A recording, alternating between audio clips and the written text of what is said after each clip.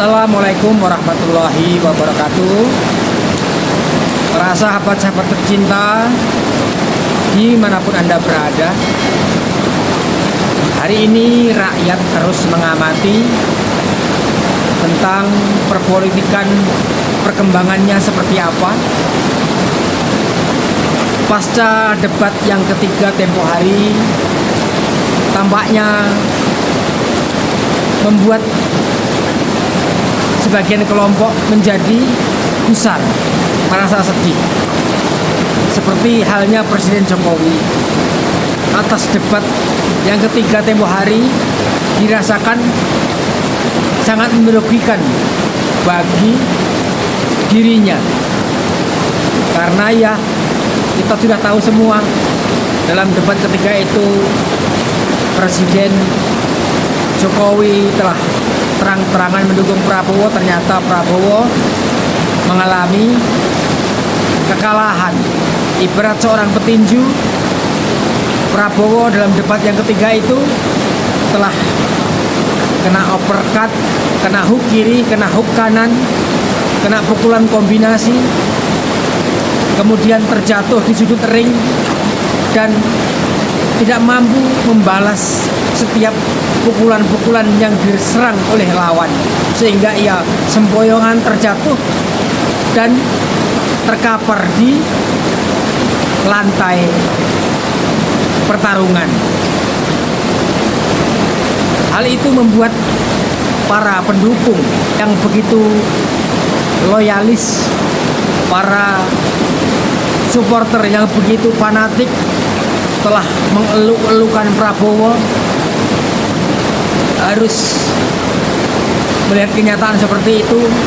Maka di sosial media terlihat para pendukung mereka melakukan nangis massal, nangis Bombay bersama-sama.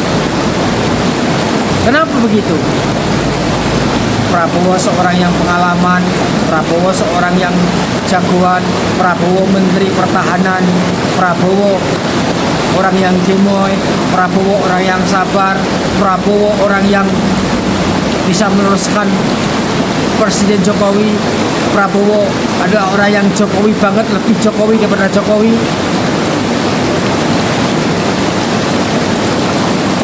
Semua itu hancur berantakan pada debat presiden yang ketiga kemarin. Apapun perkataan orang tentang Prabowo, atas terkaparnya Prabowo di ring pertarungan debat calon presiden ketiga kemarin, membuat ini semua buyar. Maka terjadilah nangis massal, nangis Bombay bersama-sama. Kalau sampai Prabowo ini kalah, nanti tidak jadi satu putaran menang, para tim sukses, para supporter, para bandar, semuanya akan gulung tikar. Apalagi Presiden Jokowi yang sudah mati-matian, yang sudah memburukkan mukanya sendiri untuk mendukung Prabowo, yang rela dihujat dari Sabang sampai Merauke, namanya yang sudah harum menjadi tercemar, itu semua dilakukan supaya Prabowo menang. Kalau seandainya kalah, alangkah kecewanya. Gak cuma kecewa, konon katanya juga akan terancam kena masalah hukum, masuk ke penjara. Biarlah triliun-triliun yang ada itu dikerahkan, biarlah semua aparat alat negara itu ikut membantu, ikut mengkondisikan. Yang penting Prabowo menang, persetan dengan itu semua, yang penting Prabowo menang. Itu semua tindakan-tindakan yang selama ini terus dibangun.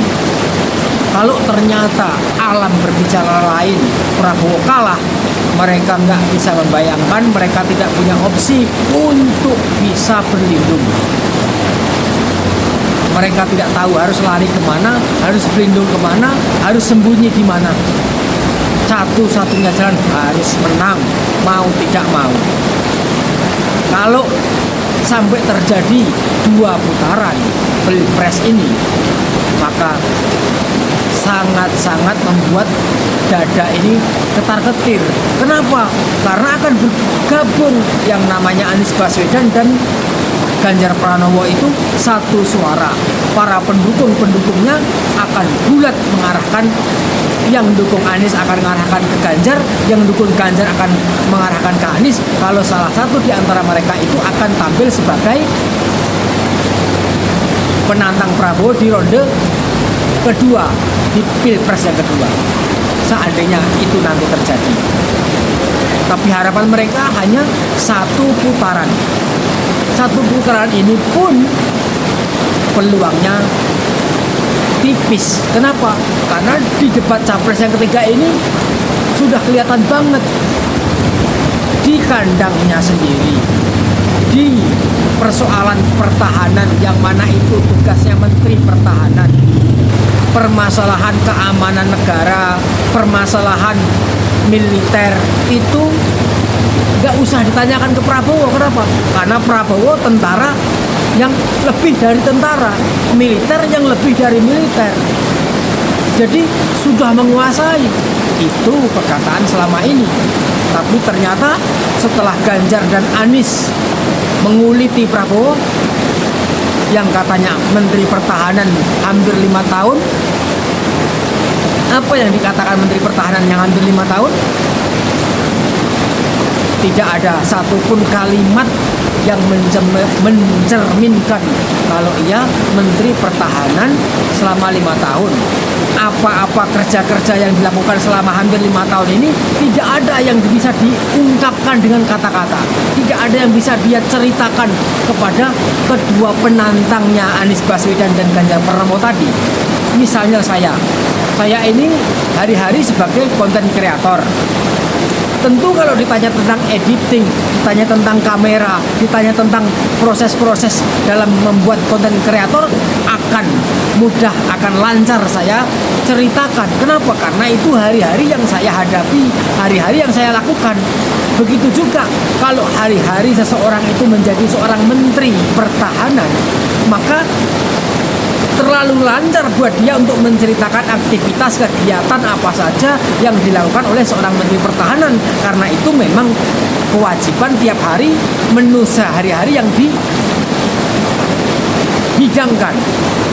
Tetapi halnya Prabowo ini berbeda sekali. Apa yang dia kuasai, materi yang dia kuasai tentang pertahanan ini dibantah semua, dipatahkan semua oleh Ganjar Pranowo dan Anies Baswedan. Sehingga ia yang namanya Menteri Pertahanan seperti seolah-olah baru akan menjadi Menteri Pertahanan, tidak menguasai materi, tidak tahu apa-apa. Sedangkan Anies Baswedan yang bukan Menteri Pertahanan, Ganjar Pranowo yang bukan Menteri Pertahanan, mampu dengan lancar menyerang kalimat per kalimat, data per data. Apakah Anda kecewa? Yang paling kecewa tentu para pendukung, apalagi para caleg. Kenapa? Caleg di bawah sana itu ribuan dari Sabang sampai Merauke. Mereka bergantung kepada kemenangan Prabowo.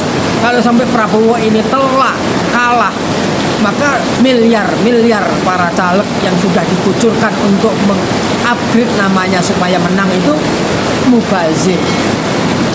Kemana akan mencari ganti? Begitulah kira-kira perpolitikan Indonesia yang begitu sangar, begitu ganas. Sambil ngopi. Jadi bagi pihak kubu Prabowo ini membuat mereka bersedih. Mereka rame-rame nangis massal di dunia maya, di sosial media.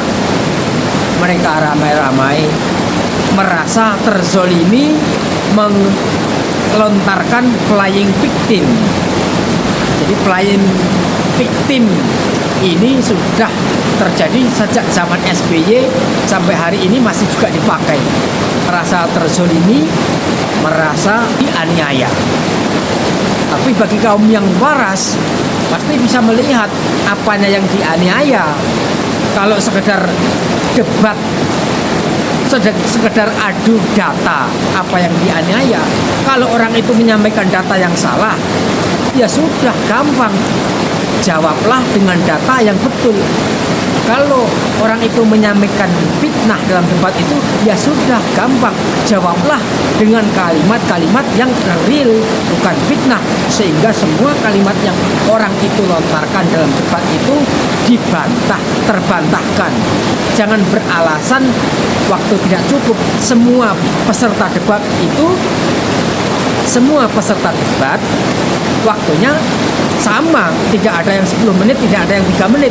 Kalau 1-2 menit, lainnya juga 2 menit. Jadi ini ujian, mampu nggak di waktu yang singkat itu menyusun kalimat, mampu nggak di waktu yang terbatas itu memberikan penjelasan yang bernas, yang punya makna, tidak ngalor ngidul, penjelasan yang berbobot, yang sesuai, literasinya yang cukup. Mampu nggak berbuat seperti itu? Kalau tidak mampu berarti perlu belajar lagi untuk memanfaatkan waktu, perlu belajar lagi untuk bisa menyusun kalimat-kalimat yang pantas, yang nggak ngalor ngidul. Begitu kira-kira. Jadi kalau mengatakan waktunya tidak cukup, mengatakan tempatnya tidak memungkinkan, itu jawaban-jawaban yang hanya akan menjatuhkan diri sendiri. Itulah kalimat yang terlontar dari Prabowo itu dinilai oleh setiap mata yang ada di Indonesia ini. Apapun alasannya, apapun dalihnya, tetap saja ia akan menjadi bulan-bulanan karena dia sudah mendeklarasikan sebagai calon presiden, artinya siap untuk dikuliti, siap untuk dibuka semua data-data dia. Karena orang tidak ingin membeli kucing dalam karung. Jadi buat para pendukung, buat para pecinta Prabowo, hal ini kita harus tetap berpijak di alam kenyataan.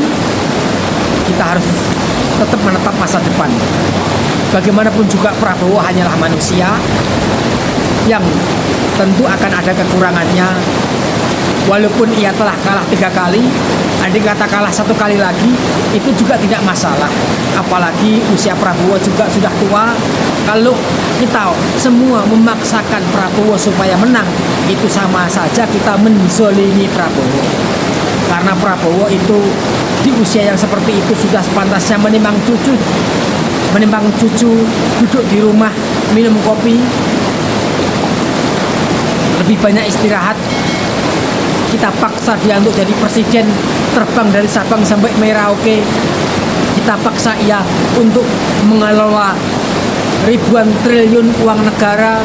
Kita paksa dia untuk bekerja keras di saat dia sudah lelah, di saat dia sudah terlihat mendekati stroke, di saat berat badannya itu sudah mulai kelihatan banyak penyakit-penyakit yang akan dirasakan. Kita para pendukung ini masih memaksakan supaya ia menang, supaya menjadi presiden. Apakah itu tidak membuat Prabowo menjadi tersiksa?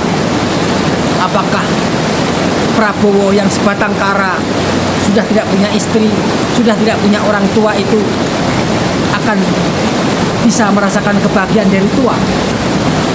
Anaknya sama Tawayang itu apakah tidak akan menangisi bapaknya yang kalau jadi presiden siang malam akan bekerja? Tentu kita semua tidak rela Prabowo kecapean. Kita tidak rela Prabowo menjadi orang yang diperas keringatnya. Biarlah itu semua dikerjakan oleh yang usianya masih sehat, masih muda, masih gagah berani, masih bisa lari-lari. Kita semua sudah tahu kalau Prabowo itu juga masih fit, masih bisa goyang-goyang gemoy. Tapi biarlah goyang demo itu nanti di depan panggung ketika saat sedang karaoke, sedang dangdutan, ketika dalam kondangan hajat diundang untuk menyumbangkan lagu goyang gemoy. Biarlah yang seperti itu, yang happy-happy seperti itu saja yang dikerjakan oleh Prabowo, sehingga ia akan awet muda di masa tuanya. Begitu kira-kira para teman-teman, para sahabat-sahabat semua, semoga bermanfaat. Kita ngopi di tepian sungai ini, semoga suasana menjadi segar, yang beku mengalir, yang panas menjadi adem, seperti halnya sungai yang mengalir tanpa berhenti ini, membawa kotoran untuk larut ke muara. Begitu. Terima kasih. Assalamualaikum warahmatullahi wabarakatuh.